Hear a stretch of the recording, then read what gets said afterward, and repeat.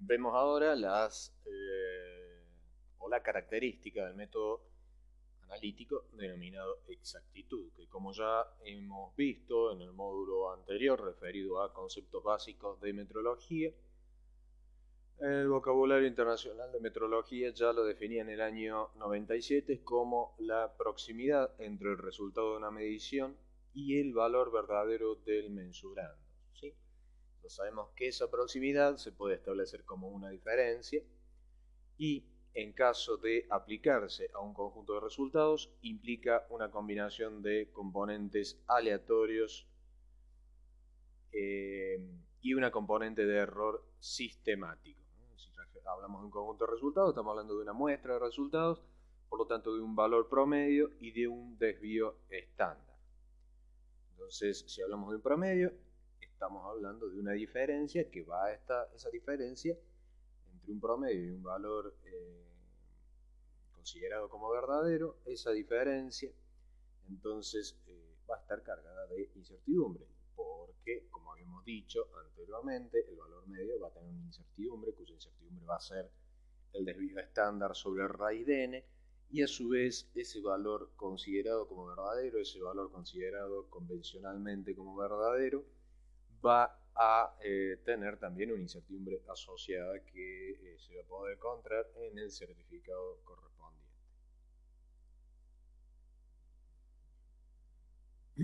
Entonces vemos que la definición que exactitud contiene dos conceptos, como son la veracidad y como son la precisión.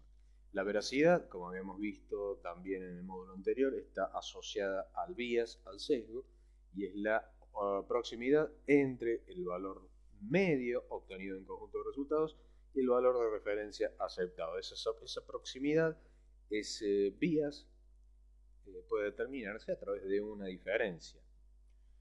La exactitud, o más precisamente la precisión respecto de la exactitud, es la proximidad entre resultados independientes obtenidos bajo condiciones bien especificadas. Entonces, estamos hablando de resultados independientes de una misma muestra que son repetidos, variando más o menos las condiciones bajo las cuales han sido efectuadas esas repeticiones. Por lo tanto, en función de si esas consideraciones han sido, o si esas condiciones, perdón, han sido de mínima variabilidad, le denominaremos repetibilidad, y si esas condiciones han sido de máxima variabilidad, le llamaremos reproducibilidad. Una condición de variabilidad mínima es aquella donde una muestra es dividida en alícuotas y cada alícuota es determinada por un operador por un solo equipo bajo y en un intervalo lo más corto posible de tiempo y con los mismos conjuntos de reactivos y bajo los mismos estados de calibración, es decir, prácticamente sin variar las condiciones, solamente el tiempo. Obviamente que no podemos hacer todos los análisis al mismo tiempo, salvo alguna rara excepción como puede ser una demanda biológica de oxígeno, donde uno puede, por ejemplo, colocar varias muestras en una estufa de cultivo y, bueno, después desarrollar, digamos, o ejecutar el método al mismo tiempo para todas las muestras. Y por otro lado, en el otro extremo tenemos la reproducibilidad, es decir, una muestra dividida en alícuotas, pero cada alícuota analizada por distintos laboratorios. Esa es la máxima condición de variabilidad, donde sí vamos a tener distintos equipos, distintos operadores, distintos momentos, distintos estados de calibración, distintos reactivos, es decir, distintos laboratorios. Y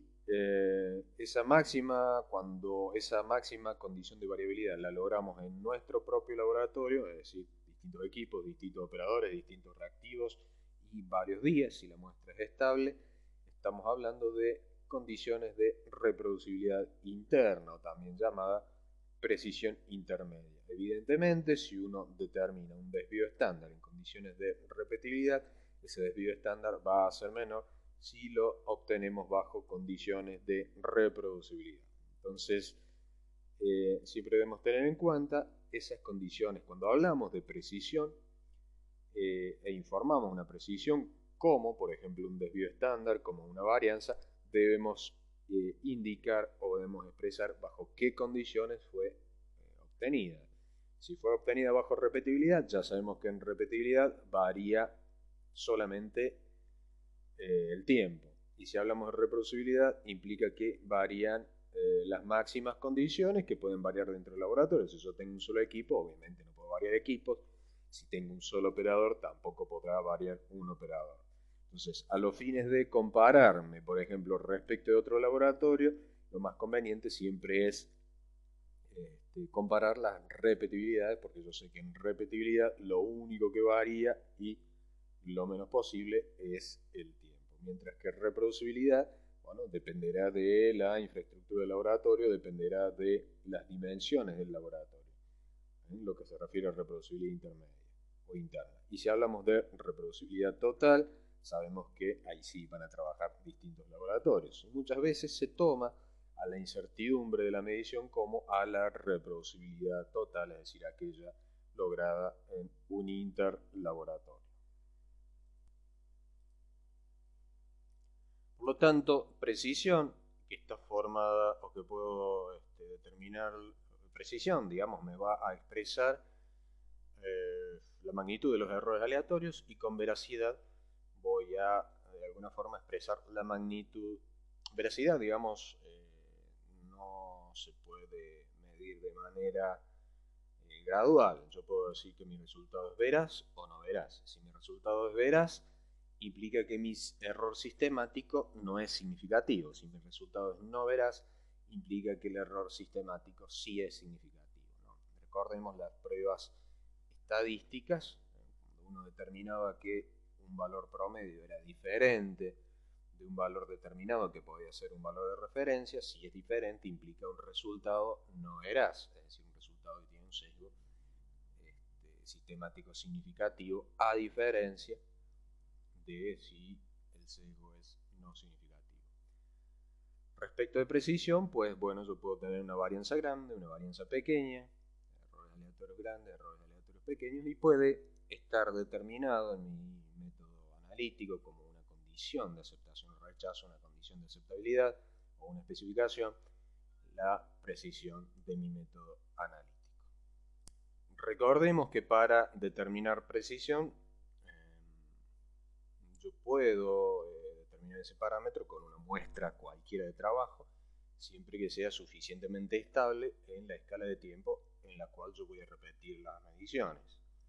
Y para determinar veracidad, yo siempre necesito un sistema de referencia, necesito una referencia, ya sea un material de referencia certificado, ya sea un método de referencia, ya sea un laboratorio de referencia, es decir, necesito siempre, sí o sí, una referencia. La norma ISO 17025 nos recomienda informar un resultado con trazabilidad e incertidumbre. Estos conceptos ya los hemos visto también en metodología, pero los repasamos y vamos aplicándolos a lo que son las mediciones en el análisis químico. Si nos referimos a trazabilidad, sabemos que eso es el primer número que uno está informando. Ese número llamado valor 1, ¿sí? Ese número, valor 1, es el que nosotros estimamos como valor verdadero y es el número que está relacionado a algún sistema de referencia. Si esto fuese un valor de masa, ese valor de masa ha sido producido con una balanza que ha sido calibrada y que a su vez las pesas con las cuales se ha calibrado la balanza también han sido comparadas con otras pesas, y así sucesivamente hasta llegar a la unidad en el sistema internacional. En las mediciones químicas sucede lo mismo, es decir, ese valor 1 que se informa debe estar relacionado a una referencia, ya sea un material de referencia, ¿sí? O ya sea un método de referencia o un laboratorio de referencia. Por eso este valor 1 está relacionado a la trazabilidad y por lo tanto es una estimación del valor verdadero como lo es un estándar. Obviamente la incertidumbre, el valor 2 que va a acompañar a mi resultado, va a ser de mayor magnitud a la incertidumbre de esa referencia con la cual yo me he comparado, porque además de tener la incertidumbre de esa referencia, yo incorporo la incertidumbre de mi propio método analítico sumado a otras fuentes adicionales incluidas en esa propia incertidumbre que estoy informando. Y también, obviamente, ISO 17025 me exige que informe la incertidumbre, más que informar la incertidumbre que la calcule, ¿no? La norma no me obliga a mí a informar la incertidumbre del cliente, simplemente de calcularla, y si el cliente me lo exige, el cliente me lo pide, yo debo, entonces sí, en ese caso reportar la incertidumbre junto al resultado. Lo que sí, a la incertidumbre debo calcularla y eventualmente en un catálogo de servicios que yo presente en el laboratorio para un dado ensayo acreditado, el valor de incertidumbre informado, por ejemplo en porcentaje, me va a dar una idea de la calidad del resultado analítico. Esa calidad o ese indicador de calidad de mi resultado debe poder estar a la mano del cliente para que el cliente pueda comparar o pueda decidir si ese valor le sirve, por ejemplo.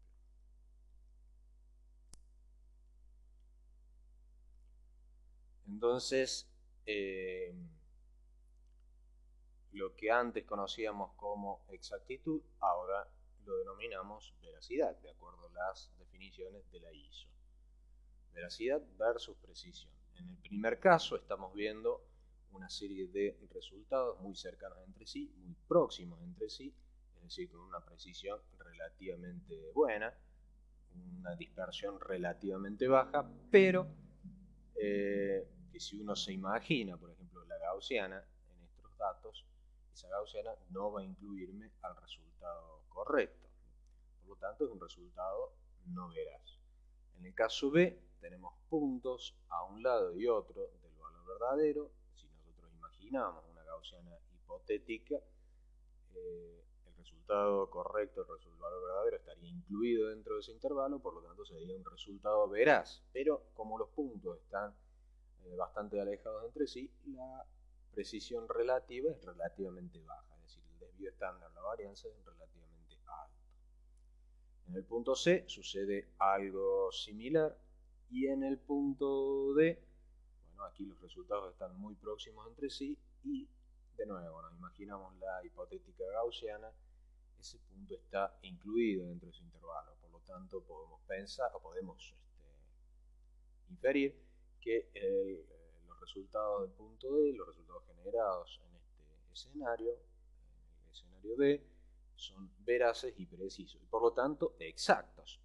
Entonces, si yo digo que un resultado es exacto, estoy afirmando que el resultado es veraz, es decir, libre de error sistemático, y también preciso, es decir, que su incertidumbre es aceptablemente baja o no es más alta de un nivel máximo permitido o definido por mi cliente o definido por el propio laboratorio, ¿por qué no?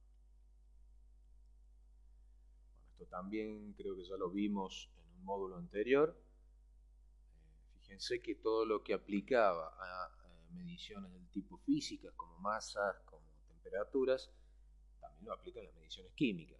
La diferencia está en que las mediciones químicas, como ya hemos dicho varias veces, incluyen el tratamiento de la muestra, el acondicionamiento de la muestra y también debemos pensar en el muestreo. Si bien en este curso nosotros no tratamos el muestreo, la norma, la ISO 17025, nos dice que si nosotros estamos a cargo del muestreo, debemos realizar el muestreo en función de procedimientos estadísticamente válidos.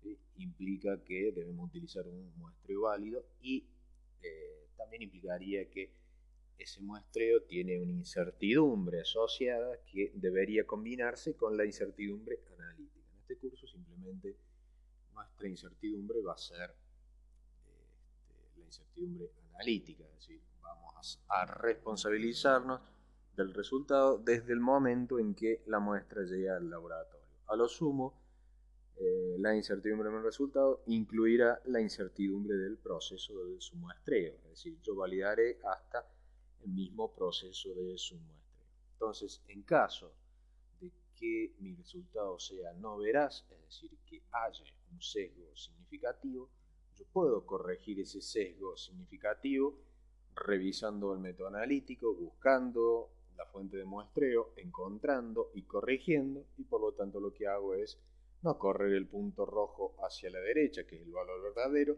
sino correr mis conjuntos de datos, es decir, mi gaussiana, mi medición, hacia la izquierda para que ese punto rojo quede incluido ahí dentro. Entonces, lo que hacemos es una corrección. En principio, de encontrar el sesgo, como habíamos dicho, es calibrar. Verificar si el sesgo me satisface o no. Por ejemplo, acá teniendo el criterio de que esté dentro o fuera de la gaussiana, es verificar. Si no me satisface, pues deberé corregir, ¿sí?, o ajustar para que ahora el sesgo resulte no significativo y mi resultado sea no veraz. Perdón, mi resultado sea veraz. Lo que implica también que si yo aumento la cantidad de mediciones, esta gaussiana se me haga lo suficientemente fina como para dejar fuera de nuevo a ese punto rojo. Y ya habíamos hablado en un curso, en el módulo de estadística, si mal no recuerdo, del tamaño de la muestra. Es decir, cuando yo hago un contraste estadístico, ese contraste estadístico me dice, por ejemplo, que aceptamos la hipótesis nula, pero eso no significa que no haya diferencias, sino que yo no puedo encontrar las diferencias con mi prueba estadística en función de la potencia con la que la estoy trabajando, en definitiva en función del n. Mientras mayor es el n, más posibilidades tengo de que una diferencia sea significativa. Bueno, recordamos entonces también la definición de calibración. Operación que bajo condiciones especificadas establece en una primera etapa una relación entre los valores y sus incertidumbres de medida asociadas, obtenidas a partir de los patrones de medida y las correspondientes indicaciones de incertidumbres asociadas. Y en una segunda etapa utiliza esta información para establecer una relación que permita obtener un resultado de medida a partir de una indicación. Cuando yo me comparo, por ejemplo, con un punto rojo como este, con un, por decir algo, un valor verdadero desde un material de referencia certificado, en definitiva estoy haciendo una calibración. No solamente una calibración instrumental, sino que estoy haciendo una calibración instrumental más que va a incluir una calibración de tratamiento de la muestra, que va a incluir una calibración del proceso de su muestreo, es decir, va a ser una calibración global, una calibración química.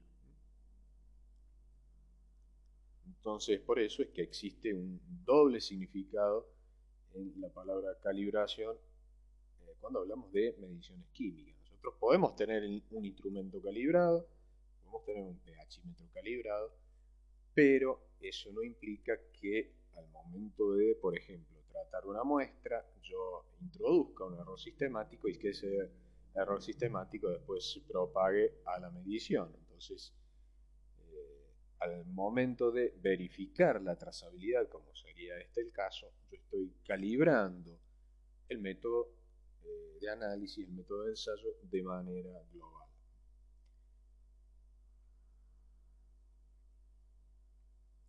Y como en toda calibración, tenemos en cuenta las incertidumbres. La incertidumbre de mi resultado, que en este caso está dado por la gaussiana de mi conjunto de datos, y la incertidumbre del resultado referida al punto rojo, que en este caso no está expresada gráficamente, pero sabemos que como no podemos disponer del valor verdadero, tenemos que disponer de un estimador de ese valor verdadero, y el estimado de ese valor verdadero es el que consideramos nosotros como de referencia. Nosotros, en función de que nos comparamos contra ese valor verdadero, seremos capaces también de estimar ese valor verdadero, pero la incertidumbre nuestra va a ser mayor que la incertidumbre de esa referencia con la que nos comparamos, porque esa incertidumbre de la referencia con la que nos comparamos vamos a tener que incorporarla a nuestra propia incertidumbre de medición.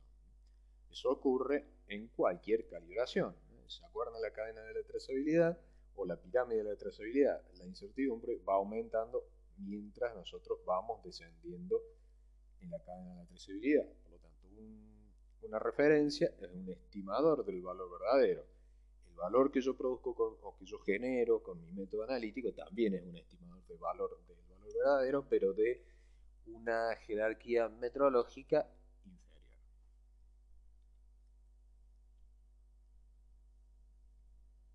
Hablamos también ya de los elementos de la trazabilidad.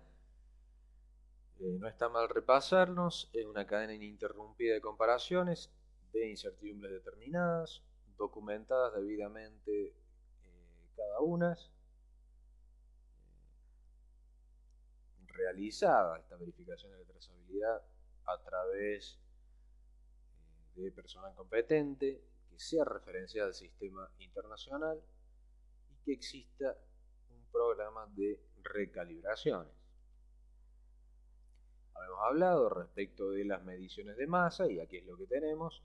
Entonces, una futura medición va a tener una incertidumbre mayor a la incertidumbre de calibración de la balanza. Eso resulta lógico. Bueno, de nuevo acá la trazabilidad de mi instrumento de medida a, por ejemplo, la unidad base, el kilogramo, y por lo tanto las mediciones futuras que yo realice con mi instrumento de medida tendrán una trazabilidad, ¿sí?, a ese kilogramo patrón. En las mediciones químicas, estas son las posibilidades que yo tengo para verificar la trazabilidad. Por un lado, lo que nosotros denominamos como métodos primarios o definitivos. Si yo puedo comparar mi método analítico con un método primario definitivo, estaría verificando la trazabilidad hacia los resultados generados con ese método primario definitivo, y a su vez ese método primario definitivo estaría trazándose al kilogramo patrón. ¿Cuáles son aquellos métodos primarios definitivos? Aquellos métodos que son muy pocos y que me permiten a mí pesar directamente el analito, como ser una gravimetría. Si yo tengo una gravimetría donde, no sé, para una determinación de sólidos disueltos, el método que aplico es evaporar el agua para pesar el sólido que queda luego de haber filtrado esa muestra y de haberla desecado. Yo peso ese sólido, lo estoy pensando en una balanza calibrada y por lo tanto la balanza calibrada tiene trazabilidad al kilogramo patrón. Lo mismo a través de una columbimetría, donde yo en la columbimetría hago pasar una cierta cantidad de corriente, se reduce, por ejemplo, un metal, peso el metal o peso el electrodo antes y después de haber depositado el metal, por lo tanto estoy pesando el analito y haciendo la trazabilidad al sistema internacional. Lamentablemente son muy pocos los métodos primarios definitivos con los que disponemos, así que en la práctica aquella punta de pirámide en lo que se refiere a la trazabilidad química son los materiales de referencia certificados. Los materiales de referencia certificados son aquellas sustancias matriz coincidentes, eso es importante, deben ser una sustancia que tenga la matriz similar a mis muestras de trabajo, como decíamos la vez pasada. Si yo estoy midiendo plomo en una muestra de sangre, yo necesito un material de referencia que sea una matriz lo más similar posible, es decir, una matriz sangre, obviamente eso me va a venir liofilizada, desecada, etcétera, para reconstituir, ¿sí?, cosa de que yo pueda generar una matriz muy similar a la sangre en mi laboratorio para compararla con mis matrices que son sangre. Si yo mido plomo en sangre, obviamente no tiene sentido que yo compre un material de referencia que sea plomo en suelo, por decir alguna cosa muy diferente. Los materiales, ¿cómo se elaboran los materiales de referencia certificados? Los materiales de referencia son simplemente sustancias que tienen características de homogeneidad, que son homogéneas, que tienen características de ser estables y en gran cantidad para poder después obviamente comercializarlas. Pero ¿cómo se más allá de la parte material, cómo se elabora un material de referencia certificado, o un laboratorio hace el correspondiente análisis comparando, trazándose a un método primario definitivo, o se desarrolla, y esto es lo más común de observar, un ejercicio interlaboratorio de certificación, donde una determinada matriz, por ejemplo, plomo en sangre, la muestra de sangre se la trata para estabilizarla, ya sea que se la trata de manera líquida o se la liofiliza, se la transforma en un sólido pulverulento. Esa matriz luego se distribuye entre distintos laboratorios que forman parte de una red y que los laboratorios están acreditados y son supervisados, inspeccionados y demás. Cada laboratorio genera un resultado, se obtiene un resultado medio, previo, filtrado estadístico, y ese valor medio va a ser, así, describiéndolo muy rápido, el valor certificado, acompañado de la correspondiente incertidumbre que va a provenir de la dispersión de los laboratorios que participaron en ese ejercicio interlaboratorio de certificación. Entonces, eso es en la práctica lo que uno puede obtener como máximo nivel metrológico para una verificación de la trazabilidad en un método de análisis químico. Obviamente hay comparativamente a la cantidad de métodos analíticos, hay pocos materiales de referencia certificados, y para cada matriz que uno puede encontrar, los niveles de concentración son 1, 2 a lo sumo para cada matriz. Entonces, y además son materiales de referencia caros. Para los países que estamos alejados de Estados Unidos o Europa y que presentan ciertas trabas en la compra de materiales desde el exterior, bueno, suele ser bastante complejo hacerse de materiales de referencia certificado, considerando que también tiene fechas de vencimiento, fechas de expiración, etc.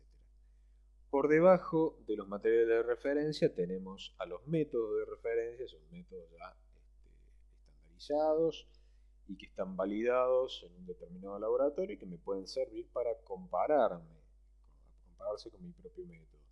Yo puedo también participar en ejercicios de intercomparación, o también llamados ejercicios de aptitud, y también en ejercicios de interlaboratorios colaborativos. Básicamente hay tres tipos de ejercicios interlaboratorios: los de certificación, aquellos que se organizan a los fines de certificar materiales; los ejercicios interlaboratorios de aptitud, donde los laboratorios participan para compararse con el resto de los laboratorios o con la media de los laboratorios; y por otro lado, los ejercicios interlaboratorios colaborativos, donde varios laboratorios participan a fin de evaluar un determinado método analítico. Y ahí hablamos entonces de ejercicios de intercomparación, donde también, como vemos aquí, eso me puede servir o nos puede servir a los fines de verificar la trazabilidad. Debajo, materiales de referencia de trabajo que pueden haber sido obtenidos, no pueden haber quedado desde un ejercicio de intercomparación, o materiales de trabajo que han sido comparados con materiales de referencia certificados. Por ejemplo, en el caso de una titulación ácido-base, cuando uno estandariza o valora, por ejemplo, el hidróxido de sodio, que lo compara con un estalato ácido de potasio. Bueno, ese estalato ácido de potasio es lo que llamamos un patrón primario, que puede ser un material de referencia certificado, y nuestro hidróxido de sodio ya estandarizado, ya valorado con ese biftalato, con ese estalato ácido, ese hidróxido de sodio pasa a ser ahora sí un material de referencia de trabajo con el cual voy a realizar la titulación de la solución ácida para evaluar, por ejemplo, la acidez de esa solución. Por otro lado, puedo trabajar con laboratorios de referencia, que puede ser un laboratorio que ha acreditado un determinado ensayo; luego con instrumentos de referencia, para justamente evaluar la parte instrumental o para un instrumento que no utilice, por ejemplo, tratamiento de muestra, etc. A los materiales de referencia los puedo elaborar en mi propio laboratorio, ya sea a través de muestras que dispongo previamente en el laboratorio o simplemente llevando a cabo la purificación de, no sé, por decir algo, una sal inorgánica a través de una técnica determinada que me garantiza cierta pureza. Puedo emplear muestras adicionadas y esto es bastante usual. A mí me llega al laboratorio una muestra y esa muestra la adiciono con cantidades conocidas de, por ejemplo, un material de referencia de trabajo. Adicionando con sustancia de este tipo, con un material de referencia de trabajo, yo puedo entonces de esa forma verificar también la trazabilidad. Vamos a hacer algunos ejercicios también con eso, hay algunos ejercicios ahí para hacer. Y después empleando técnicas alternativas. Como vemos, la mínima incertidumbre está arriba en lo que son los métodos primarios definitivos y en los materiales de referencia certificados, y a medida que yo desciendo en esta escalera de la trazabilidad, llego a la mínima jerarquía metodológica o la máxima incertidumbre para las referencias. Después, cuando nosotros hacemos muestras adicionadas, hay una cantidad adicional de etapas a llevar a cabo y cada etapa tiene una incertidumbre asociada, como tomar el volumen de estándar, medir el volumen de muestra, adicionarlo, llevar todo eso a un volumen final, volver a medir, etc. Entonces eso a mí me genera una serie adicional de fuentes de incertidumbre, por eso es que el trabajar con muestra adicionada o muestra fortificada está bien abajo, casi abajo de todo en lo que es nuestra escala de la trazabilidad.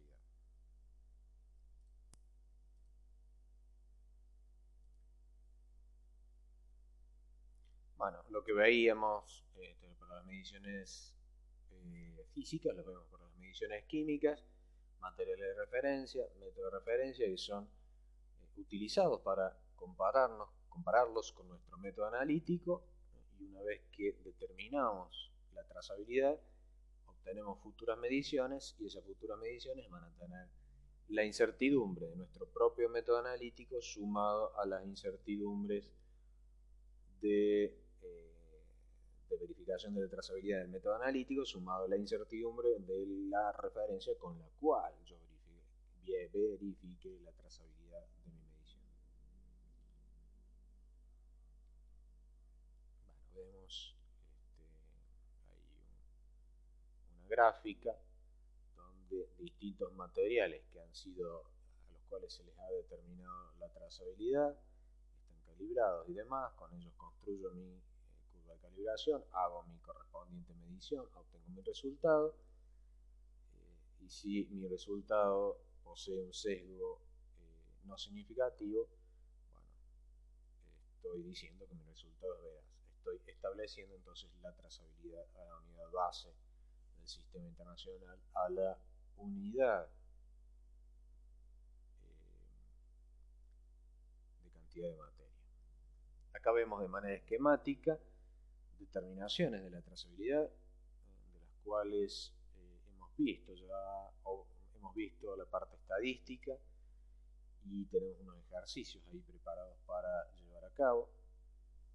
En este caso con el procedimiento analítico, yo analizo repetidas veces, n igual a 10, n igual a 15, un material de referencia certificado, obtengo un valor promedio, un desvío estándar y hago una comparación estadística con el valor certificado y con la incertidumbre, o desde la incertidumbre yo puedo calcular el desvío estándar y así hacer la comparación de estas dos muestras de datos a través de una prueba T para comparar dos muestras de datos. Una vez entonces que yo establezco la trazabilidad de esta forma, puedo generar resultados analizando una muestra desconocida, y desde esa muestra desconocida yo obtendré, bueno, justamente un resultado que será el estimador del valor verdadero y que por lo tanto va a ser trazable a la unidad del sistema internacional, bueno, con su correspondiente incertidumbre, que va a tener la componente de mi método de medición, la componente del proceso de verificación de la trazabilidad y la componente de ese material de referencia certificado, como habíamos visto. Luego yo puedo verificar la trazabilidad con un método de referencia.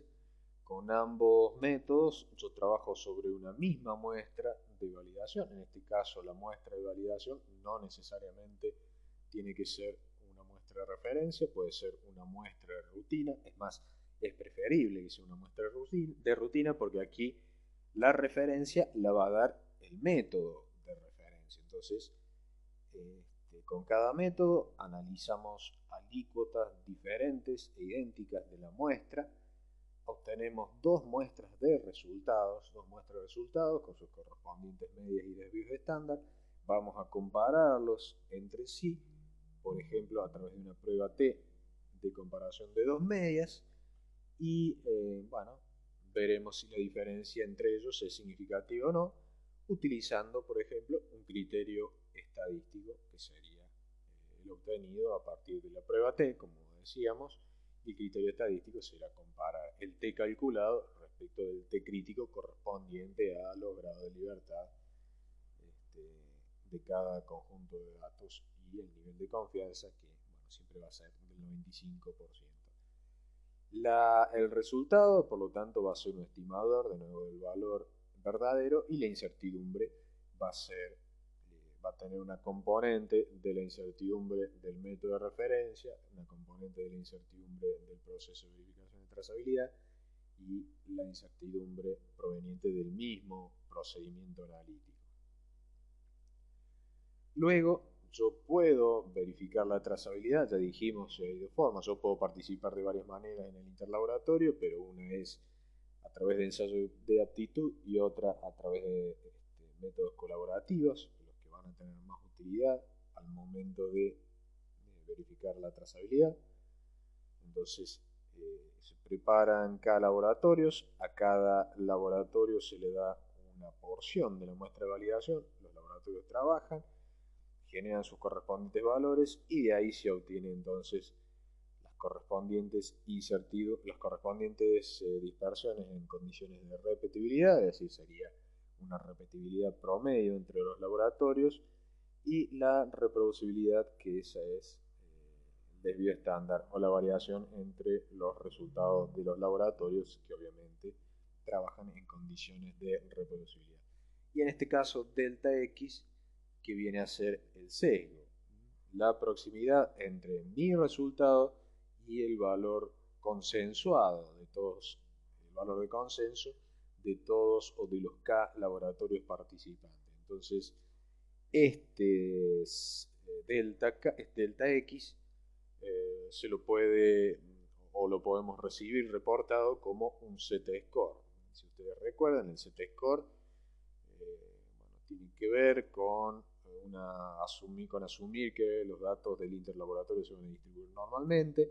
Un Z-score superior a 2 implica un Z-score que está más allá de un intervalo de confianza del 95%. Entonces, el tener un Z-score mayor que 2 implica que el laboratorio estaría fuera del resto de los laboratorios, o que el sesgo referido a mi laboratorio sería un sesgo significativo. Es decir, un sesgo, una diferencia que está más allá de la diferencia esperable estadísticamente hablando, de la diferencia producida por un efecto casuístico. Bien, venimos hablando de exactitud, hablamos de veracidad y todo lo que ello implica, hablamos de trazabilidad y todo lo que ello implica, y ahora vamos a repetibilidad y reproducibilidad. Como ya adelantamos el concepto de repetibilidad, leemos la definición del vocabulario internacional de metrología. Repetibilidad, dispersión de resultados de ensayos mutuamente independientes utilizando el mismo método a aplicado a alícuotas de la misma muestra, en el mismo laboratorio, por el mismo operador, usando el mismo equipamiento en un intervalo corto de tiempo. Si se fijan, lo único que cambian son las alícuotas, pero son alícuotas de la misma muestra. Asumimos que la muestra es homogénea, por lo tanto, la única variación que vamos a tener es la referida a el tiempo, porque bueno, no podemos trabajar con todas las muestras de manera simultánea.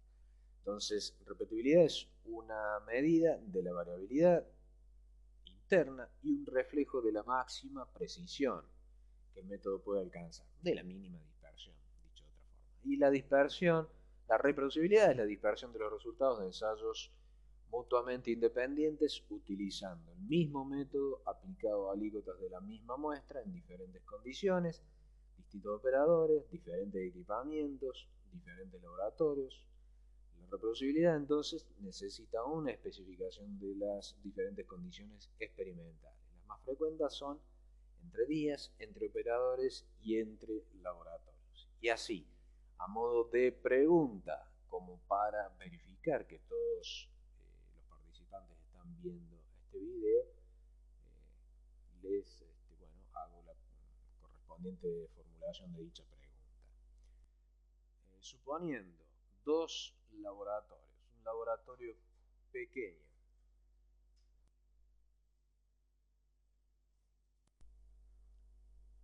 entonces el experimento es, supongamos dos laboratorios, un laboratorio de envergadura pequeña y un laboratorio grande.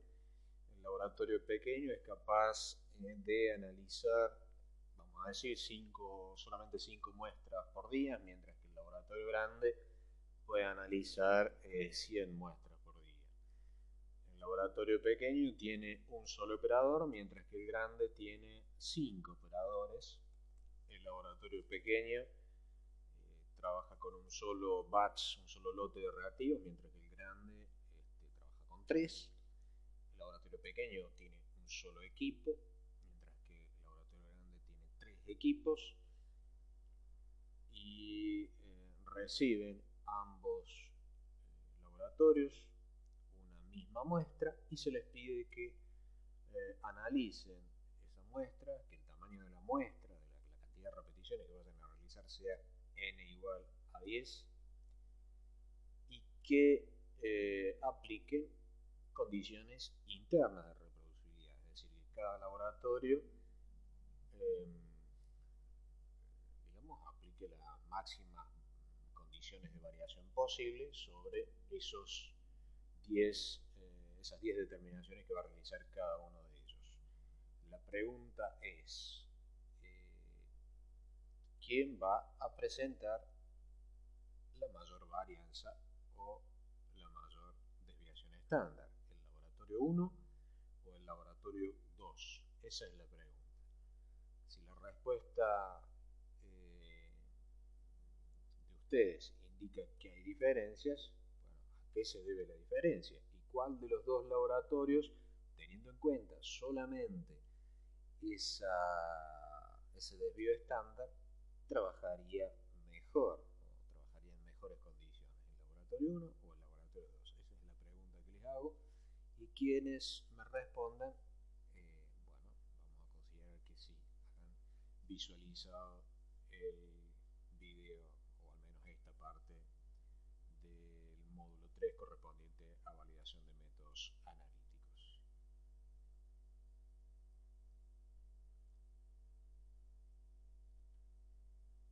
Bien, bueno, ya dijimos que la repetibilidad o la reproducibilidad o las medidas de dispersión se pueden estimar determinando un desvío estándar, determinando una varianza. Aquí tenemos entonces el espectro de la variación, la repetibilidad, que es la condición mínima de variación, y la reproducibilidad, que es la condición máxima. Y en el medio, lo que ocurre en nuestro laboratorio, ¿sí? La reproducibilidad interna. Y la reproducibilidad, lo que ocurre a nivel de interlaboratorios.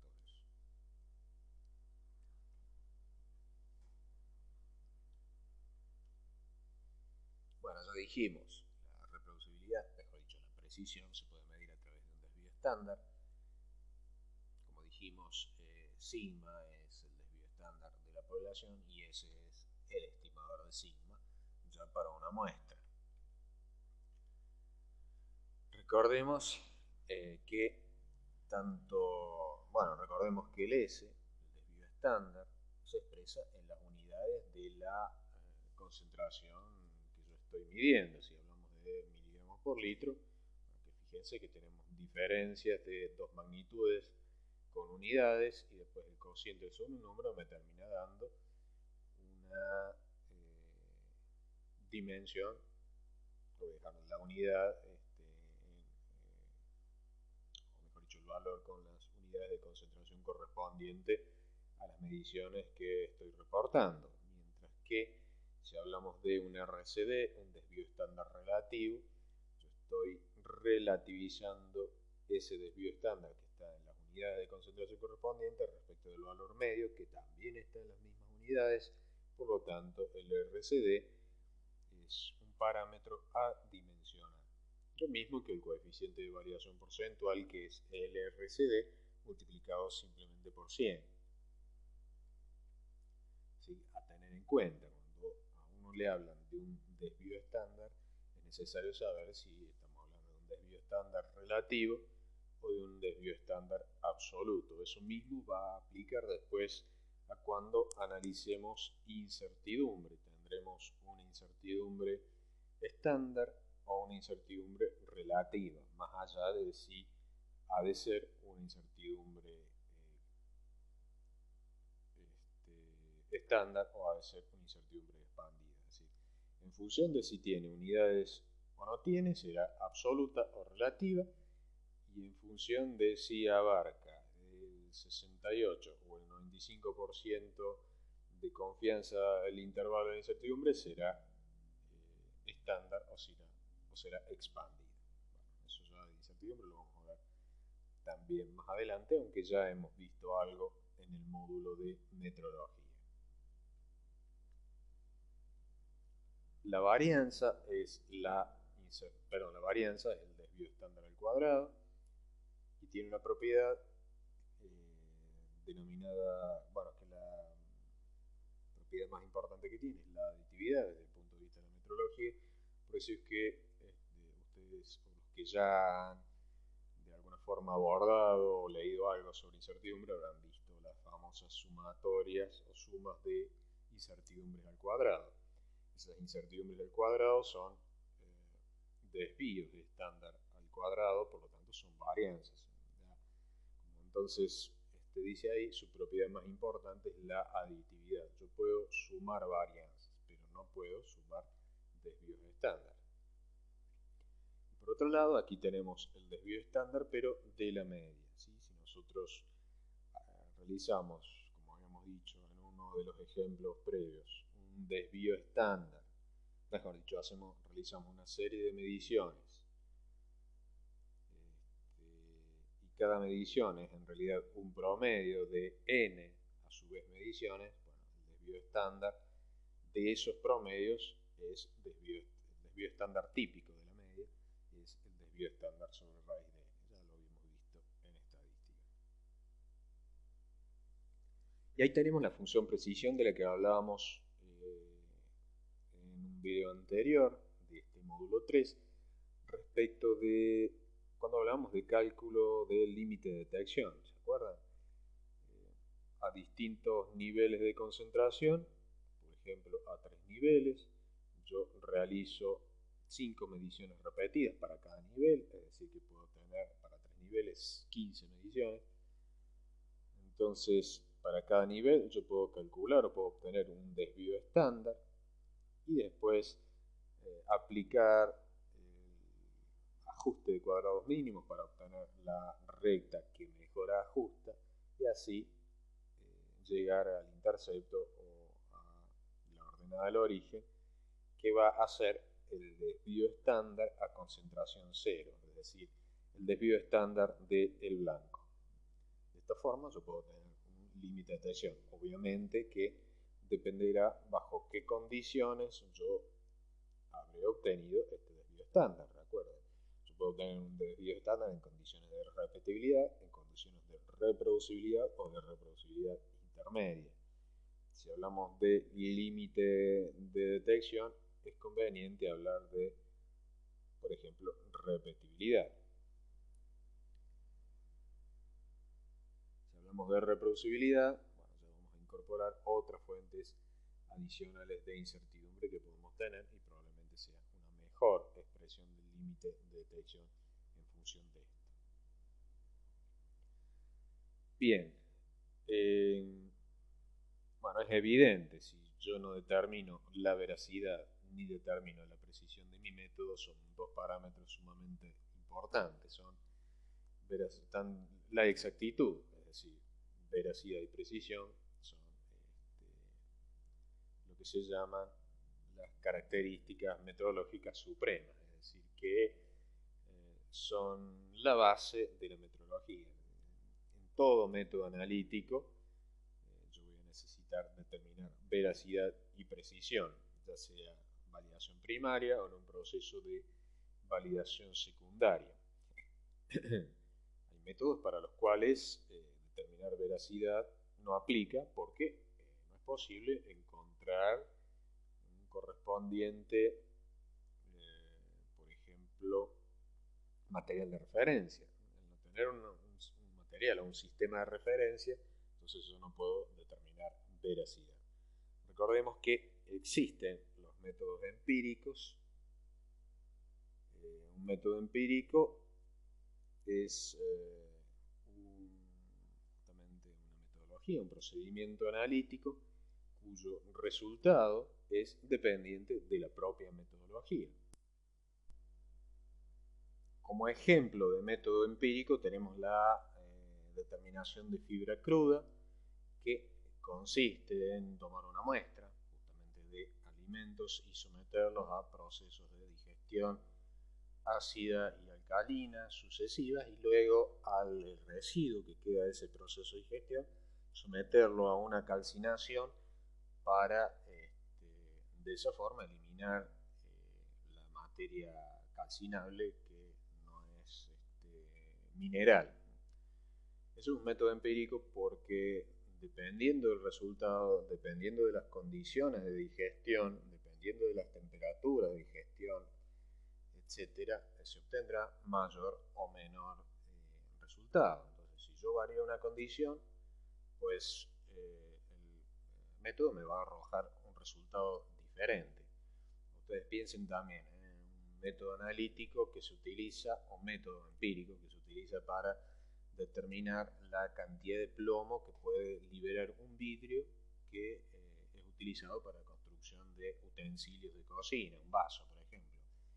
Entonces, lo que se hace es someter al vaso de vidrio o dejar el vaso de vidrio sumergido en una solución de ácido nítrico, vamos a suponer 0,1 normal, durante 8 horas, ¿sí?, a una determinada temperatura. Al cabo de ese tiempo se toma una porción de la muestra y se determina la concentración de plomo por alguna metodología instrumental como puede ser absorción atómica. Entonces, la cantidad de plomo que pueda liberarse a esa solución ácida dependerá de la temperatura, va a depender del tiempo, va a depender de la acidez de la solución a la que ponga en contacto el vidrio. Por lo tanto, ese también es un método empírico. Los métodos empíricos, por lo tanto, para que un método empírico tenga utilidad y para que una persona, digamos, que necesita conocer, en este caso, características del vidrio, pueda efectuar las comparaciones, todos los laboratorios tienen que llevar a cabo el método empírico bajo idénticas condiciones, si no, no tiene sentido. Si un laboratorio va a hacer el análisis luego de 8 horas y otro luego de 10 y otro con distintas, bueno, no, obviamente no tiene sentido. Eso es lo que llamamos un método empírico, y los métodos empíricos, para los métodos empíricos no vamos a conseguir materiales de referencia certificados. Por lo tanto, una manera de verificar la trazabilidad para un método empírico es a través de la participación en un ejercicio interlaboratorio colaborativo. Bien, vemos ahí para entonces, de nuevo, la definición de incertidumbre, parámetro no negativo que caracteriza la dispersión de los valores atribuidos a un mensurando. A partir de la información que se utiliza, ya definimos o vimos el concepto de incertidumbre en el módulo metrología. Para el análisis químico aplica de la misma manera. La incertidumbre es un índice, es el primer índice de calidad de la medición. A mayor incertidumbre, menor calidad en la medición. A mayor incertidumbre, yo tengo menor ubicuidad, digamos así, del valor verdadero dentro de mis mediciones. Supongo que si yo trabajo en condiciones de trazabilidad y con un sistema de calidad instaurado en el laboratorio donde he demostrado la competencia técnica, al informar un resultado puedo asumir que en ese intervalo generado por la incertidumbre voy a poder encontrar, o se encuentra, o deduzco, induzco, que se encuentra el valor verdadero. Un resultado sin incertidumbre, un resultado con incertidumbre, ahí vemos entonces, salimos de la duda respecto, o mejor dicho, si antes no teníamos duda respecto de que estos puntos estaban por arriba del límite legal, con la aparición de la incertidumbre, a mayor información, más dudas tengo ahora, ¿no? Al menos en el de la izquierda yo sé que supero el límite legal, al menos en la práctica, y en el derecho me van a quedar dudas. Esto implica que si vuelvo a obtener una nueva medición, existe una probabilidad de tener un punto por debajo del límite legal. Entonces, en este caso, se genera una duda. ¿Cómo resuelvo esta duda? ¿Cómo disminuiría esta duda? Pues disminuyendo la incertidumbre de la medición, es decir, mejorando la calidad analítica de mi medición. Y lo mismo para dos laboratorios. Yo puedo comparar a dos laboratorios donde veo que las incertidumbres son diferentes. En este caso, al ser diferentes entonces las incertidumbres, puedo elegir o puedo optar por el laboratorio con menor incertidumbre.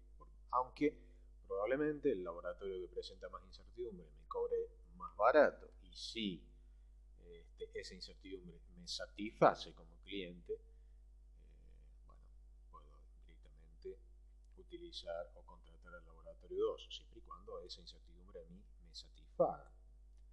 Yo siempre cuento, bueno, yo estuve unos 10 años trabajando en la industria nuclear, en el laboratorio de control de calidad de muestras con matriz de uranio. Entonces, una de las características era la presencia de metales como impureza en esa matriz de uranio. Uno de los metales era el calcio, por ejemplo. Había una especificación que decía que la concentración de calcio no debía superar las 100 partes por millón para cumplir con la especificación, para después poder fabricar los elementos combustibles que irían después al reactor nuclear para producción de energía. Entonces, los resultados que obteníamos para las muestras diarias que nos llegaban al laboratorio siempre rondaban o estaban en el orden de 2 partes por millón, 3 partes por millón, muy cercano a lo que era un límite de detección, por ejemplo, para una de las líneas de absorción de calcio, para la metodología o la técnica que utilizábamos de absorción atómica. Entonces, la especificación era de 100 y al laboratorio llegaban muestras siempre entre 1, 2, 3, 4 a lo sumo. Entonces, el tener una incertidumbre relativa del 100% implica que si a mí el resultado me daba 3 y la incertidumbre también era 3, yo podía tener un valor entre 0 y 6. Asimismo, ese extremo superior del intervalo, que era 6, estaba muy alejado del 100. Por lo tanto, una incertidumbre del 100% ahí me servía perfectamente. Entonces, la determinación de la incertidumbre depende, digamos, debería afinarse, debería estar bien determinada en cercanías de especificaciones. Ahora, cuando al laboratorio a mí me llegaba una muestra que estaba alrededor de 90, 95 o 105 partes por millón, bueno, ahí sí tomaba una importancia superlativa la incertidumbre, la determinación de la incertidumbre, porque implicaba, aplicaba, digamos, implicaba la posibilidad de rechazar esa muestra, por lo tanto, rechazar, mejor dicho, el lote de producción, y eso, bueno, equivalía a revisión, a retratamiento de la muestra y a pérdida de dinero, pérdida de tiempo, etcétera, etcétera. Y al contrario, si una muestra que tenía una concentración por arriba de la especificación y nosotros la informábamos como que estuviese debajo, bueno, obviamente eso corría un riesgo, máxime sabiendo de que se trata de industria nuclear, que, bueno, digamos, el calcio no tenía ningún efecto corrosivo más que quizás perder rendimiento en el combustible nuclear en cuanto a la producción de energía. Bueno, eso implica también pérdida de dinero. Pero siempre cuando uno habla de la cuestión nuclear, lo primero que se imagina es un accidente al estilo Chernobyl. Bien, respecto del cálculo de incertidumbre, para el análisis químico nosotros disponemos de esta ecuación, la ecuación denominada de Hurwitz. La ecuación de Hurwitz, sorprendentemente, relaciona la reproducibilidad relativa obtenida desde ejercicios interlaboratorios. Esto es una ecuación empírica, es decir, que ha sido obtenida desde el análisis de múltiples datos obtenidos desde múltiples ejercicios interlaboratorios. Entonces se encontró que el desvío estándar relativo de un ejercicio interlaboratorio, es decir, un desvío estándar por reproducibilidad, es una función de 2 elevado a 1 menos 0.5 el logaritmo de la concentración. Es decir, que simplemente conociendo la concentración yo puedo calcular la reproducibilidad. Y muchas veces la reproducibilidad se utiliza como la incertidumbre de la medición. Entonces, directamente, si ustedes reemplazan la concentración en fracción decimal, es decir, que si tienen una parte por millón, C viene a ser 1 por 10 a la menos 6. Si ustedes están midiendo en el orden de 5%, será 0.05. Si ustedes reemplazan en la ecuación, van a obtener un desvío estándar relativo. Y les puede servir para como un cálculo preliminar, un cálculo guía, un valor guía, antes de comenzar el cálculo de incertidumbre o para compararse con su propia incertidumbre. Ustedes deberían tener en cuenta que la incertidumbre que ustedes calculan no debería estar mucho más allá de la incertidumbre que informa o que predice la ecuación de Hurwitz. Bien, concluimos con incertidumbre, ya vamos a atacar el tema con mayor profundidad cuando vayamos al módulo de cálculo de incertidumbre, donde veremos las correspondientes estrategias de cálculo de incertidumbre. Pasamos ahora a la sensibilidad. La sensibilidad es un parámetro que directamente puede obtenerse directamente desde la curva de calibración, ¿sí? A través de hacer el cociente entre el incremento en el eje Y para la señal respecto del incremento en el eje X. Si yo trabajo en toda la zona lineal, la sensibilidad es constante en toda la zona lineal. Bueno, ahí en la gráfica vemos efectos sobre la sensibilidad para el estroncio frente a condiciones diferentes de potasio. Vemos que el aumento de la concentración de potasio hace que la sensibilidad de la curva aumente, de la terminación aumente. Vamos a otro parámetro denominado robustez. Este parámetro denominado robustez, en principio, si nosotros utilizamos un método analítico,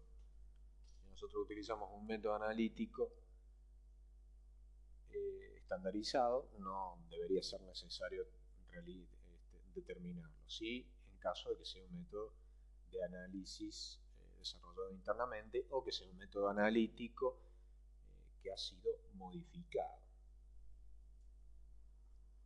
Como dice ahí, la robustez es la medida de la capacidad de un procedimiento analítico para permanecer inafectado por pequeñas pero deliberadas variaciones en los parámetros del método. Proporciona además una indicación de su fiabilidad durante su uso normal. Es decir, lo que se hace aquí es, primero, seleccionar las variables consideradas como críticas, es decir, las variables que pueden afectar, o las condiciones más que variables, las condiciones que pueden afectar más a mi resultado, y en base a ello modificarlas deliberadamente para ver cuánto afectan y si esa afectación es significativa. Ahí está el ejemplo para una cromatografía de gases, donde se han elegido como variables la temperatura de inyección, la temperatura de columna, el programa de temperatura, etcétera, etcétera. Entonces, nosotros asignamos deliberadamente valores a cada una de ellas. Y después vemos cómo responde. Uno de los métodos más utilizados es el diseño factorial incompleto o de Joven-Steiner, que consiste en la elección, primero en la selección de 7 variables, ¿sí? Y para cada una de esas variables, para cada una de esas condiciones, yo voy a seleccionar 2 niveles, un nivel mínimo y un nivel máximo. En este caso hay un ejemplo para el análisis de para una determinación de plata en un concentrado mineral empleando absorción atómica.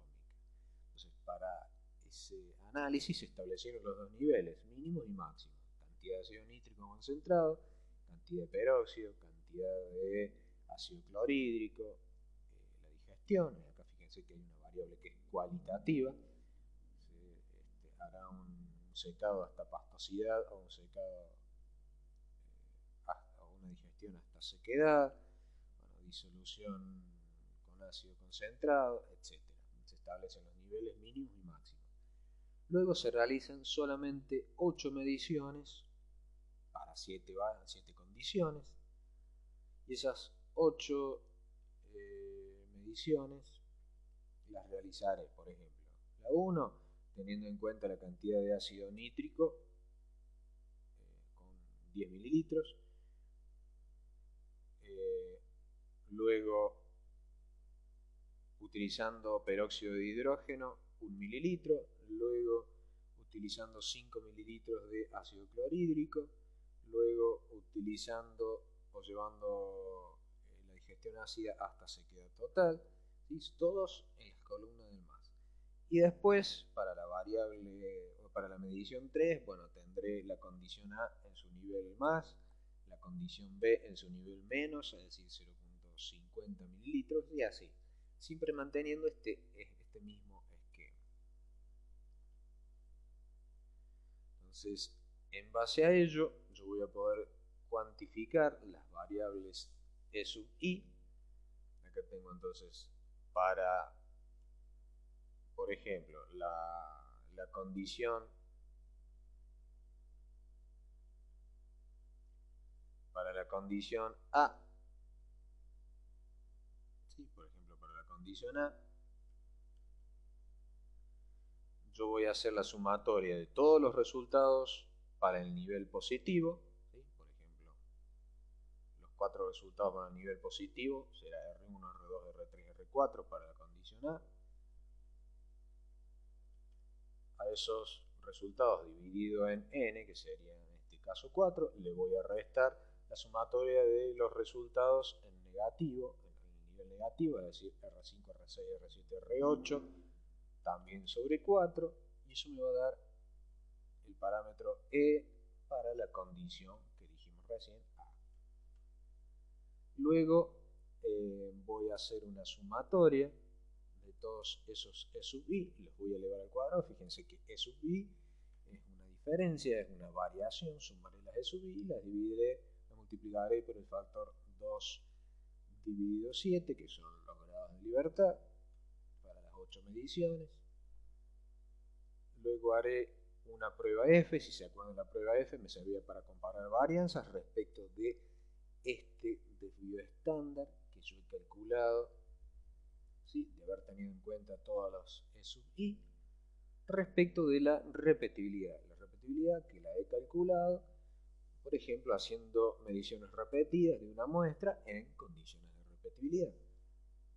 Si el F que yo calculo, que yo determino, no es superior a un F crítico, es decir, que S es semejante a S de repetibilidad, es decir, la varianza por la potencial no robustez es superior a la varianza por repetibilidad, bueno, yo estoy diciendo que esas modificaciones de las variables me afectan significativamente me generó una fuente adicional de variación.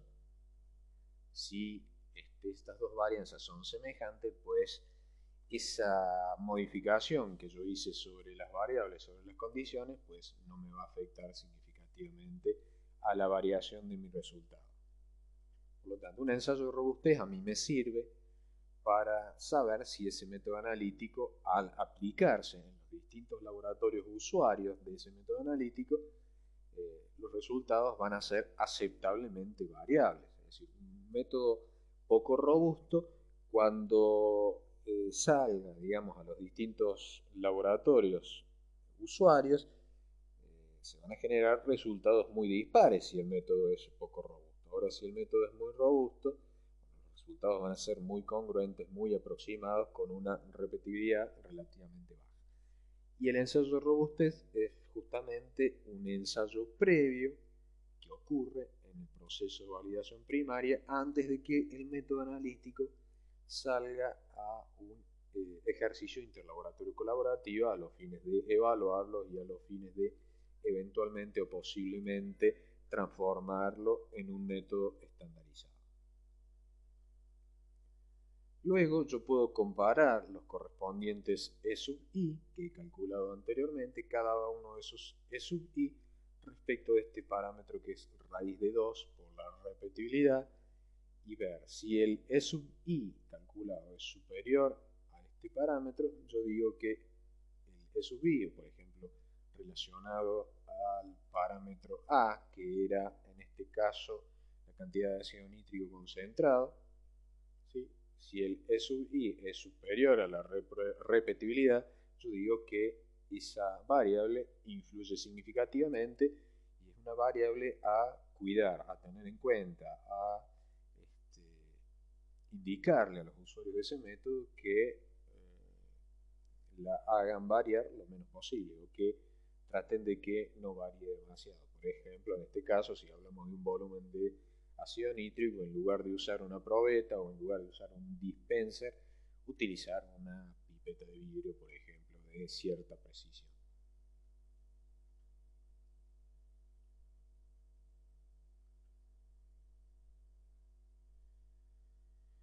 Bien, vamos ahora a la recuperación.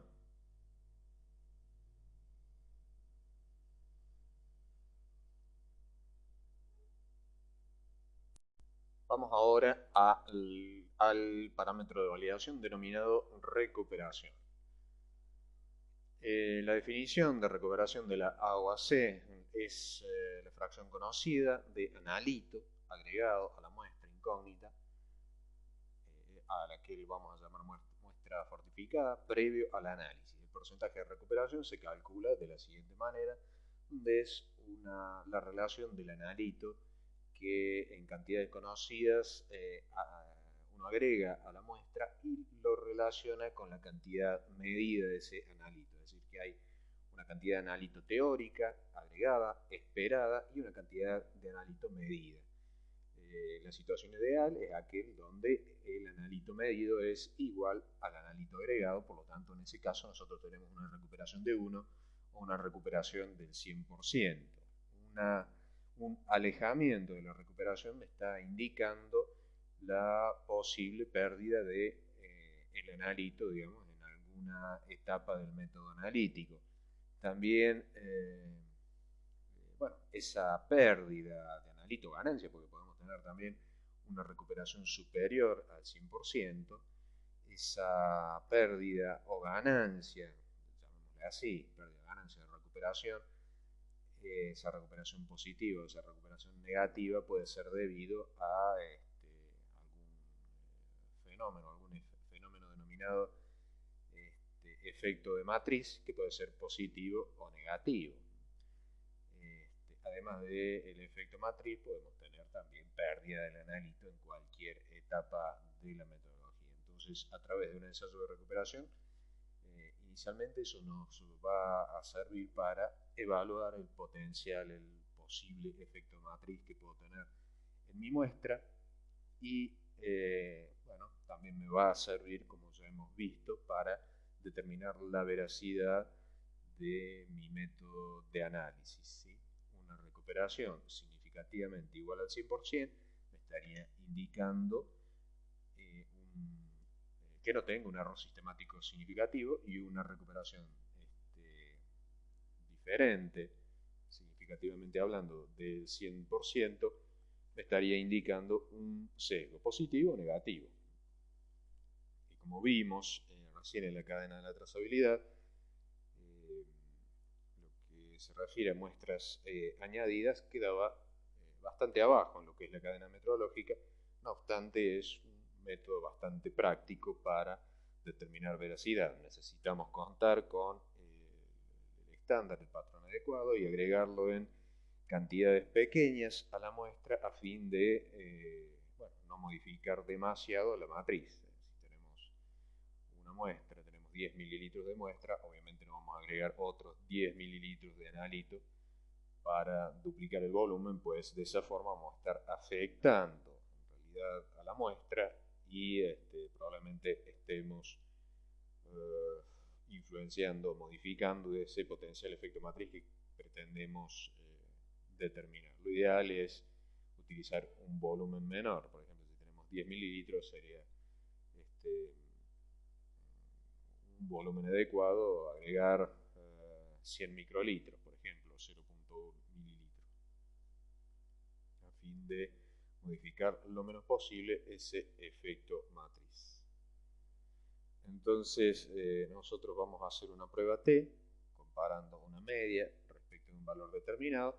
En este caso, el valor determinado va a ser el 100%, y la media va a ser el promedio de la repetición de la fortificación de, por ejemplo, una muestra a un determinado nivel, bueno, y repitiendo la medición. Es decir, tomamos una muestra, de ella tomamos 10 alícuotas, a las 10 alícuotas le podemos efectuar el mismo agregado a un determinado nivel, y después promediar las recuperaciones. Vamos a tener entonces un promedio de recuperaciones, un desvío estándar de las recuperaciones, y podremos calcular el estadístico T y compararlo con el estadístico crítico, ¿sí? En función del 100%. Podemos hacer también una recuperación utilizando muestras de diferente concentración y efectuando por lo tanto distintos agregados, y siempre calcularemos una recuperación, y ahí sí ya tendremos distintos niveles también. Es decir, estamos trabajando siempre con recuperaciones que nosotros esperamos estén siempre cercanas al 100%. Dependiendo del experimento, como decíamos recién, uno puede tomar una sola concentración y trabajar a esa sola concentración, una concentración crítica, por ejemplo, donde puede haber una especificación, un límite legal, etc.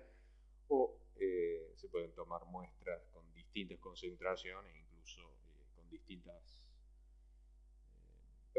concentraciones, ¿no? Y efectuar agregados, los agregados pertinentes a las distintas concentraciones, y en función de eso calcular una recuperación promedio. Entonces, mientras más variabilidad le agreguemos a la muestra, bueno, más difícil va a resultar encontrar una diferencia sistemática. Lo ideal es trabajar a 2 o 3 niveles de concentración y efectuar allí las recuperaciones. Si mezclamos demasiados niveles de concentración, bueno, puede ser que sí existe un verdadero efecto matriz a un nivel más bajo de concentración, puede que no lo estemos detectando porque se va a mezclar con la variabilidad o se va a combinar con la variabilidad a niveles superiores y por lo tanto, bueno, ya sabemos que si tenemos un intervalo de confianza amplio debido a que el desvío estándar es amplio, eso puede estar enmascarándome un error sistemático, puede hacer que un error sistemático se vuelva no significativo y el error sistemático esté mezclado, esté enmascarado entre el error aleatorio generado por las distintas fuentes de variabilidad que yo estoy agregando.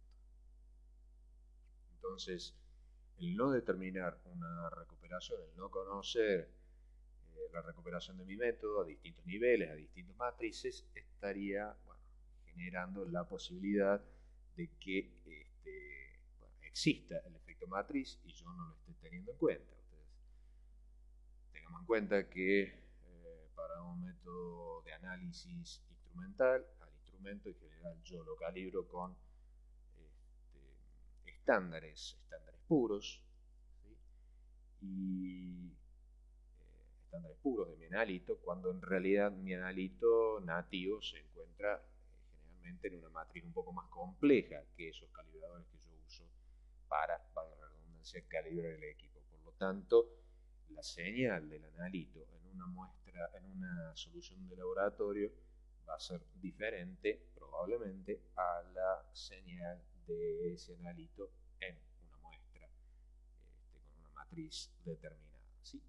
Entonces puede haber diferencias entre la señal del analito en la matriz problema respecto de la señal para la misma concentración de analito en una muestra limpia, una muestra linda, sintética de laboratorio, en un calibrador, digamos que sería un estándar puro en ácido nítrico, en algún solvente orgánico, si se trata de alguna molécula orgánica, etc.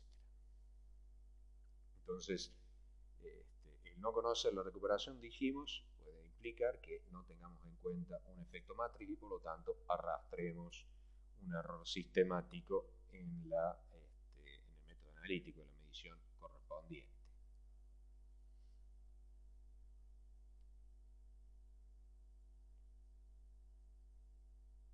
También dijimos que la recuperación nos va a servir para verificar trazabilidad y la prueba es la misma.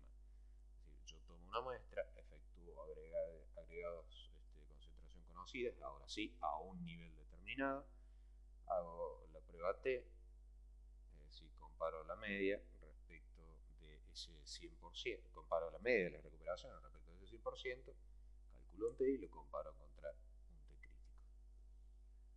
O sea, incluso vamos a ver algunos experimentos relacionados. Bien, acá vemos una tabla, vemos la tabla que la vimos al principio de este módulo, de los vídeos de este módulo, donde se muestra, esta tabla está extraída de la guía de validación de métodos de ensayos químicos, o métodos de ensayo en general, de la Eurachem, donde se muestran, por ejemplo, modificaciones referidas al método de extracción, donde puede haber posibles efectos sobre selectividad y veracidad, modificaciones sobre la matriz de la muestra, eso puede generarme efectos sobre selectividad, veracidad, precisión. Es decir, si yo modifico mi método en alguna de estas etapas del método, bueno, tendré que revisar muy probablemente algunos de estos parámetros de la validación, ¿no? Como son la selectividad, veracidad, precisión, límite de detección, bueno, los que hemos visto, ¿no? Y ahí, en el caso de cambio de un operador, puede que la repetibilidad no sea la misma, puede que cambie también la velocidad, si es un método muy dependiente del operador.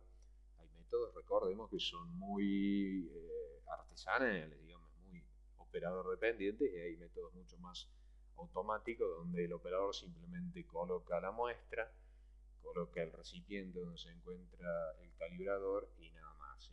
Y el equipo hace el resto. Lo único que tiene que hacer el operador es realizar o programar el mantenimiento adecuado, hacer algunos chequeos de rutina y nada más que eso. Entonces, en ese caso el operador no tiene gran influencia. El cambiar un operador por otro no implica una variación significativa.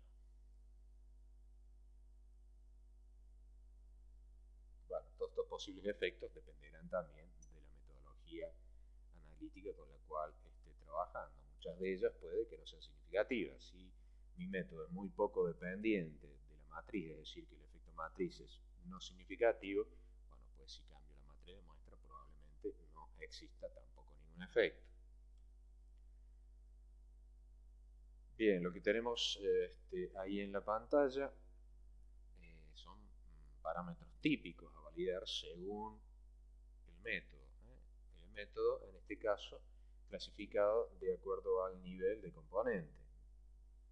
Para el caso de métodos cualitativos, métodos con componentes traza, es decir, a niveles bajos de concentración, métodos que determinan componentes mayoritarios y métodos que determinan propiedades físicas. En el caso de un método cualitativo, bueno, evidentemente la selectividad me va a servir. El método cualitativo debe ser capaz de identificar justamente el analito en cuestión. Linealidad no tiene sentido, límite de detección. La pregunta que les hago, ¿es importante determinar el límite de detección en un método cualitativo? Si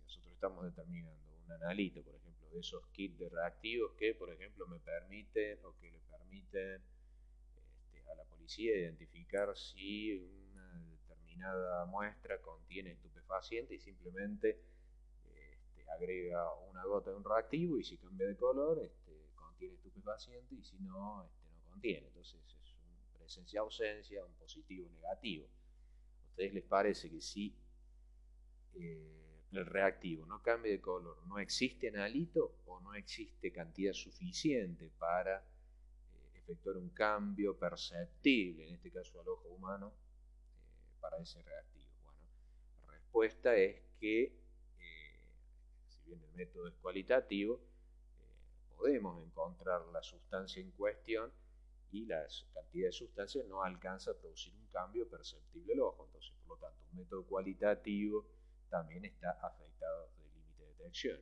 y uno debería saber cuál es el límite de detección de un método cualitativo, porque si yo agrego por ejemplo, el caso del estupefaciente, agrego una determinada cantidad de reactivo y el reactivo no cambia de color, no produce el cambio esperado ante la presencia de reactivo, bueno, yo sé que el reactivo va a estar, o la sustancia que yo estoy buscando va a estar por debajo del límite de detección que previamente he calculado. Límite de cuantificación no aplica, pues no estoy cuantificando, lo mismo que precisión, lo mismo que veracidad. Si hablamos de precisión, ya hablamos de otra, no lo podemos expresar tal cual lo hemos visto con un desvío estándar, sino con la probabilidad. Ustedes recuerden o tengamos en cuenta que yo puedo informar que un resultado es positivo, yo puedo informar que un resultado es positivo, pero siempre está la posibilidad de que yo me equivoque, de que en realidad yo esté informando positivo, pero que en realidad sea negativo, y al revés, que yo informe como negativo, cuando en realidad existe una posibilidad de positivo, de ser positivo. Hay una zona de máxima probabilidad de equivocarme que es justamente la zona del límite de detección.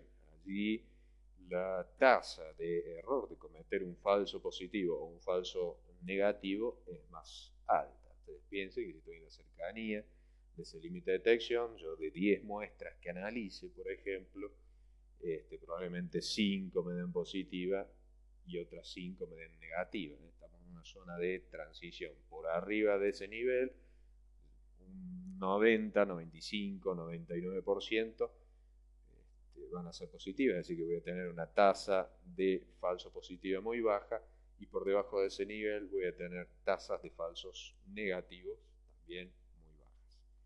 Bueno, la robustez también es importante para un método cualitativo, pues bueno, dependiendo de cuántas condiciones, cuántas variables esté moviendo, por ejemplo, temperatura, posiblemente si depende del ojo del usuario del método, o la percepción, o el criterio, o la matriz de la muestra, por ejemplo, también puede ser importante. Por lo tanto, en el caso de un desarrollo interno es importante evaluar la robustez. Seguimos con los componentes trazas. Estos métodos para análisis de trazas son los más complejos porque, bueno, a medida que nosotros bajamos en límites de detección, es decir, que vamos acercándonos cada vez más a lo micro o a lo nano, bueno, los parámetros van teniendo cada vez más importancia, ¿sí? Como la selectividad, por ejemplo, donde un componente traza puede estar en un medio donde existen componentes mayoritarios, entonces el efecto de la interferencia puede ser importante. La linealidad, sabemos muchos métodos que son muy sensibles, tienen rangos muy cortos de linealidad, entonces es importante determinar ese parámetro. Lo mismo que el límite de detección, es sumamente importante conocer un límite de detección. Recordemos que, por ejemplo, para lo que es el análisis ambiental, muchos límites, qué sé yo, por ejemplo, de agroquímicos, de metales pesados, de sustancias que pueden ser tóxicas para el ambiente o para el ser humano o para animales, los niveles máximos permitidos van un pasito atrás de los avances tecnológicos en los sistemas de medición. Entonces, bueno, siempre en este caso esos límites suelen estar bastante cercanos a lo que son los límites de detección. Entonces, es importante conocer con la mayor exactitud posible un límite de detección y también un límite de cuantificación. Bueno, precisión y veracidad siempre se determinan, como ya dijimos, son las propiedades supremas de un método analítico. El rango de trabajo está relacionado también con la linealidad, es obviamente importante determinar, va a depender también del grado, como dijimos, de dilución. La robustez, en el caso de la variación primaria, al momento de estar elaborando, confeccionando, diseñando el método, y la incertidumbre, como siempre, se debe determinar. Incertidumbre también, como dijimos, incertidumbre ya hemos visto que está muy relacionada con la precisión, sobre todo con la precisión en condiciones de reproducibilidad. Por lo tanto, también en cierta forma se puede hablar de incertidumbre en los métodos cualitativos como una tasa de una probabilidad de cometer un falso positivo o una probabilidad de obtener un falso negativo. Entonces dijimos que esas probabilidades aumentan en la cercanía del límite de detección. Para componentes mayoritarios, bueno, la selectividad sigue siendo importante. La linealidad dependerá de si el método es instrumental. El límite de detección ya tiene escasa relevancia porque en general suele estar bastante, como dimos recién el ejemplo, cuando hablamos de aleación y creo que hablamos de níquel. Bueno, en ese caso el límite de detección está bastante alejado de cuál es el valor más o menos que manejamos en el laboratorio, al igual que el de cuantificación. Precisión y veracidad, como siempre, el rango de trabajo, la robustez en caso de ser un método de desarrollo interno y la incertidumbre, obviamente, como siempre. En el caso de una propiedad física, no podemos hablar de selectividad, nosotros no podemos hablar de interferentes en una medición de temperatura, no podemos hablar de interferentes en una medición de masa. Los límites de detección tampoco tienen sentido porque se asocian a entidades químicas, a propiedades químicas. La linealidad dependerá, por ejemplo, en una medición de masa se hace un ensayo de linealidad, en otros instrumentos donde no hay calibración a varios puntos, bueno, pues no será necesario determinar linealidad. Sí, por ejemplo, para una medición de temperatura. Precisión y veracidad, como siempre, están incluidas. Veracidad, eso está atado a la posibilidad de disponer de un sistema de referencia.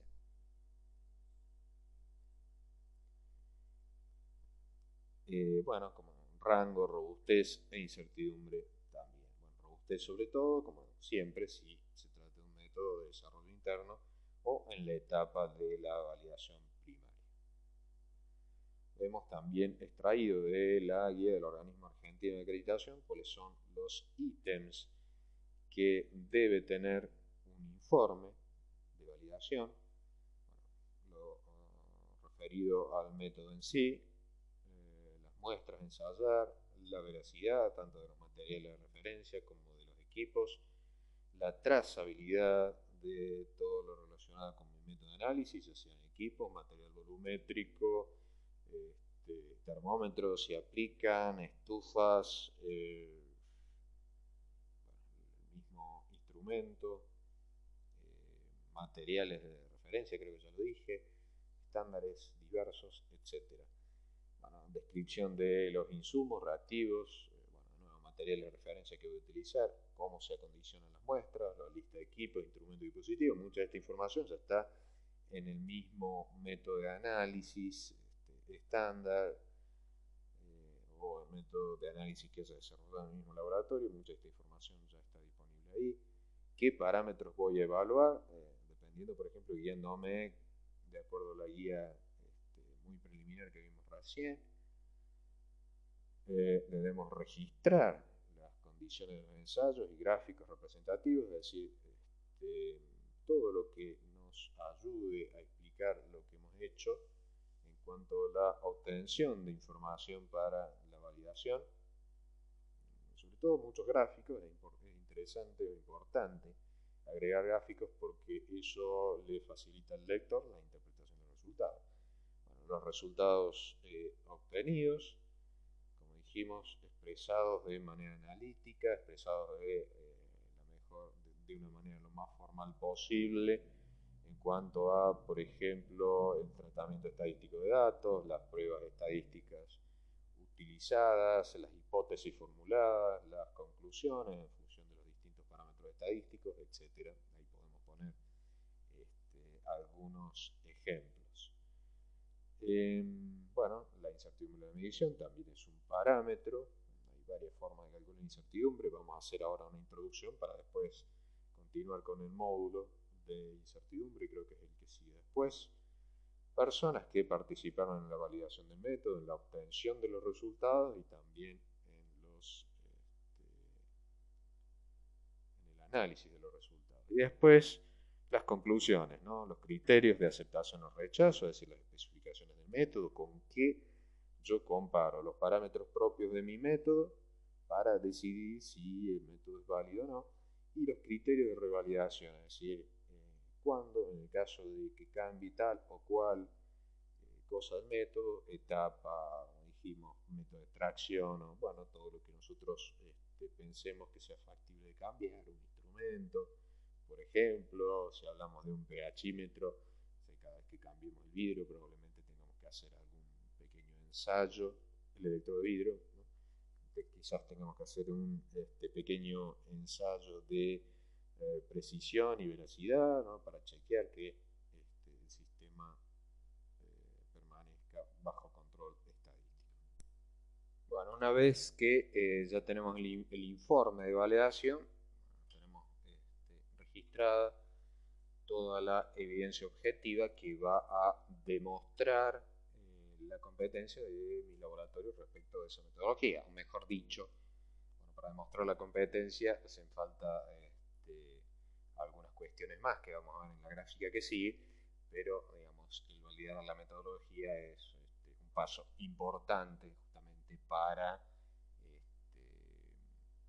demostrar confiabilidad en los resultados y bueno, es un camino o ya una etapa cumplida al momento de demostrar la competencia del método, demostrar la competencia del laboratorio o de otra forma decir que el ensayo que hemos elegido también se ajusta a propósito, es decir, el ensayo se ajusta a propósito y nosotros somos capaces de desarrollar, ejecutar adecuadamente ese método de ensayo. Entonces, bien, cumplimos con validación de métodos, con este recuadro naranja, que junto a lo que es el control de calidad interno, que es un módulo que también vamos a ver más adelante, junto al control de calidad externo, que son los ejercicios de intercomparación, de los cuales también vamos a hablar más adelante, y todo eso en el marco de la implementación de un sistema de gestión de calidad dentro del laboratorio y la acreditación de ese sistema de gestión de calidad conjuntamente, bueno, competencia técnica, eso ha de generar calidad, comparabilidad y confianza en los resultados que yo voy a generar en mi laboratorio para los métodos que voy a acreditar. Por lo tanto, nuestro método de ensayos químicos, físico-químicos, físicos, se va a ajustar y va a poseer y debe poseer validez a pesar del paso del tiempo. Nosotros, a través de un control interno, un control externo y control de las modificaciones, vamos a asegurarnos de que nuestro método se ajusta a propósito, es válido a lo largo del tiempo. Bueno, como dijimos también, a pesar de las modificaciones que pudieran ocasionar desvíos respecto de las especificaciones determinadas entre la validación primaria, es decir, por cada modificación que nosotros sospechemos o que ya predeterminemos que puede causar algún desvío de la calidad, tendremos que aplicar los estudios demostrativos correspondientes y también nuestro método debe ajustarse a propósito, poseer validez, a pesar de la deriva o fluctuación natural que corre en todo proceso. Un método analítico, se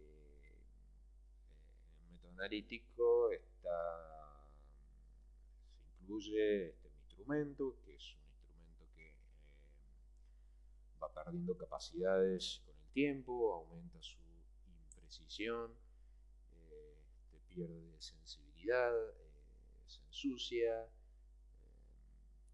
la óptica se va deteriorando, los circuitos eléctricos, se genera más calor, disipa, por disipar menos calor, hay presencia de ruido instrumental, interferencia electrónica, etc. Todo eso en un equipo, sumado a que el material de vidrio también se va desgastando con el tiempo, con la utilización, con golpes, con cambios térmicos, lo mismo que reactivos y demás.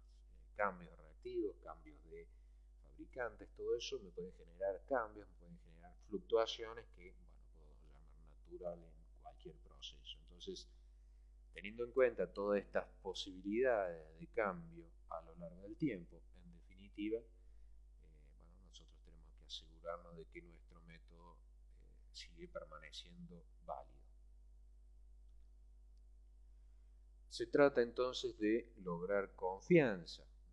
Validar una metodología es un paso más para lograr esa confianza. Tenemos en cuenta que nuestro cliente es esta persona que se está por arrojar con total confianza sobre nuestros brazos. Nosotros, el laboratorio, somos este grupo de personas con sus brazos extendidos esperando a que el cliente caiga confiado sobre nuestros brazos. Bueno, aquí finalizamos entonces con el módulo 3. Los espero